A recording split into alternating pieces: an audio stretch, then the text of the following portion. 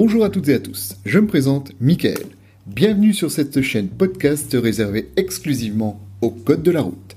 Nous allons voir ensemble les délits sur la route. Tout d'abord, commettre un délit sur la route, c'est directement 6 points en moins sur votre permis. Non-assistance à personne en danger. Suis-je obligé de porter secours aux victimes d'un accident ? Eh bien oui, en effet, vous êtes obligé lorsque vous arrivez les premiers sur les lieux d'un accident et qu'il n'y a bien sûr personne, vous êtes obligé de vous arrêter pour porter secours, sauf si c'est juste un accident matériel. Si vous ne vous arrêtez pas, vous commettez donc un délit, le délit de non-assistance à personne en danger. Alors là, c'est 5 ans d'emprisonnement, suspension du permis, 75 000 € d'amende, oui, 75 000 €, et peut-être aussi annulation du permis de conduire. Le délit de fuite. Le délit de fuite, c'est le fait de commettre un accident, voilà, et de partir. Oui, de partir comme si vous n'aviez rien fait. Alors j'ai parlé donc d'un accident, ça peut être un accrochage, ça peut être avoir renversé un piéton, puis vous barrer, clairement, voilà. Ça, c'est un délit de fuite. Donc comme c'est un délit, forcément vous avez 6 points en moins sur votre permis. Vous risquez 3 ans d'emprisonnement. La suspension de permis, 75 000 € d'amende encore, 75 000. Dépistage alcoolémie obligatoire, et ça peut même aller jusqu'à l'annulation de votre permis. Le refus d'obtempérer. Là, ce sont les forces de l'ordre qui vous demandent de vous arrêter. Mais vous ne le faites pas. Vous refusez d'obéir. C'est donc le refus d'obtempérer. Eh bien, vous commettez un délit.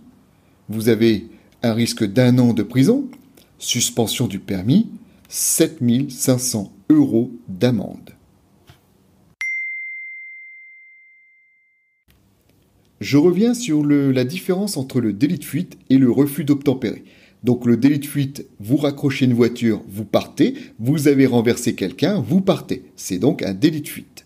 Le refus d'obtempérer, c'est le fait de ne pas avoir obéi aux forces de l'ordre, donc à la police ou la gendarmerie. Donc faites bien attention à ça, pas d'amalgame entre les deux. Alors, qu'est-ce qui pourrait également vous coûter 6 points sur la route ? Le délit d'alcoolémie. Être sous l'emprise de l'alcool au volant est un délit et ça ramène donc 6 points en moins avec une amende de 135 € pouvant aller jusqu'à 4 500 €. Évidemment, immobilisation du véhicule. On ne va pas vous laisser repartir si vous êtes alcoolisé.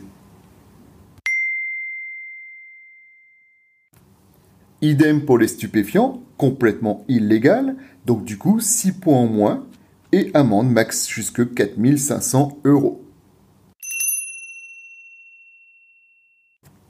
Le délit de grande vitesse également, être au-dessus de 50 km/h par rapport à la limitation de vitesse.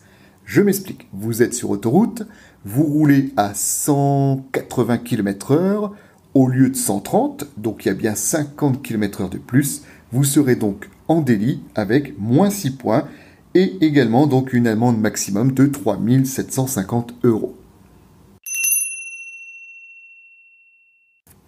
Allez, un dernier cas de figure où on perd encore 6 points, donc un délit. Le fait de conduire malgré une rétention du permis ou une suspension de permis.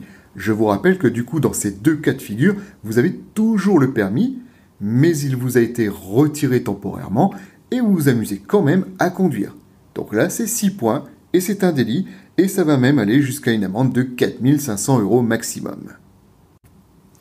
Vous l'aurez compris, on ne blague pas avec un délit, avec le délit sur la route. Oui, on ne blague pas, ça peut vous coûter très très cher. L'amende, l'emprisonnement éventuellement, toutes les conséquences qui vont avec, bien sûr.